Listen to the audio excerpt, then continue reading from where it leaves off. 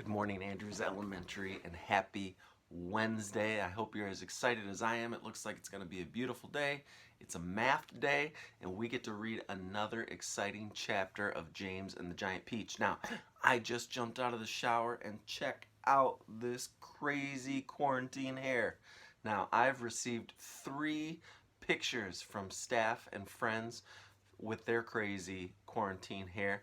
One from Carson, and one from Allie, and one from our very own Miss Gilstrom. They are rocking out the quarantine hair. So if you got one, if you got some crazy hair like I do, go ahead and send me an email with that picture. I would love to see it. That would be exciting. So let me get our James and the Giant book, Peach. Now, if you remember, the strange man that came out of the woods gave James a bag full of magical, kind of wormy looking things, right, that were squirming around the bag. James was so excited he was trying to follow the old man's directions and run inside, but he was so excited he tripped over a root of the giant peach tree that was in the yard, and the beans spilled all over. So he tried to grab them, but he couldn't. So again, he was super sad, super disappointed that he missed his chance. So let's see what happens in chapter 6. Sponge! Sponge! Come here at once and look at this. At what? It's a peach, Aunt Spiker shouted. A what?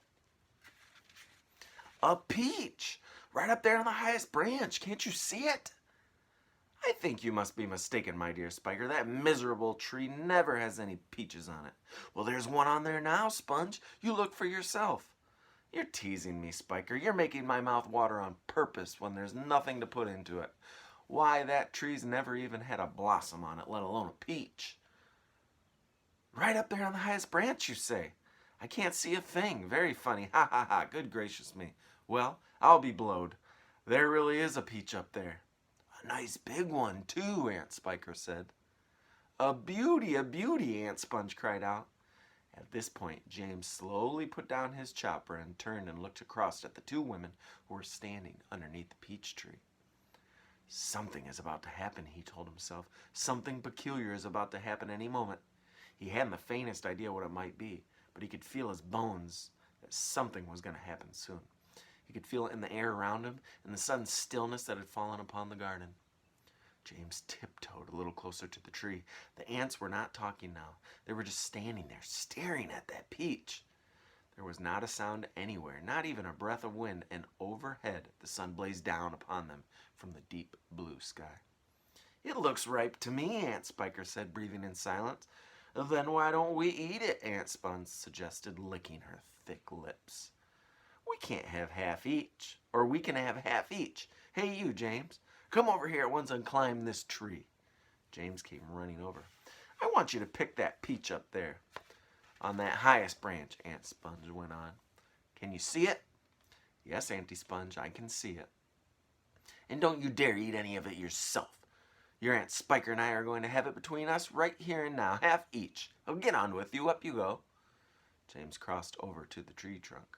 Stop, Aunt Spiker said quickly. Hold everything.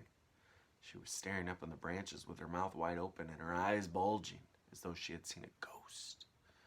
Look, she said. Look, Sponge, look. What's the matter with you? Aunt Sponge demanded. It's growing, Aunt Spiker cried. It's getting bigger and bigger. Well, what is? The peach, of course. You're joking. Well, look for yourself. But my dear Spiker, that's perfectly ridiculous. That's impossible. That's... Now wait just a minute. No, that can't be. No. Yes, great Scott, the thing really is growing. It's nearly twice as big already, Aunt Spiker shouted.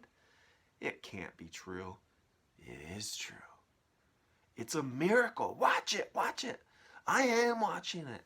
Great heavens alive, Aunt Spiker yelled. I can actually see the thing bulging and swelling before my very eyes. And that's the end of chapter 6. So let me show you the illustration of Aunt Sponge and Aunt Spiker looking at the tree and finding the peach on the top branch.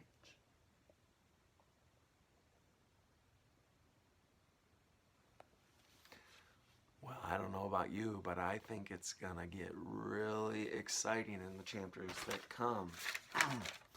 All right, friends, I hope you visualized that story while I was reading. Visualize seeing that peach up in that tree and watching it grow and grow and grow while Aunt Sponge and Aunt Spiker were down below. All right, friends, let's have a fantastic Wednesday. There is no reason not to have a great day.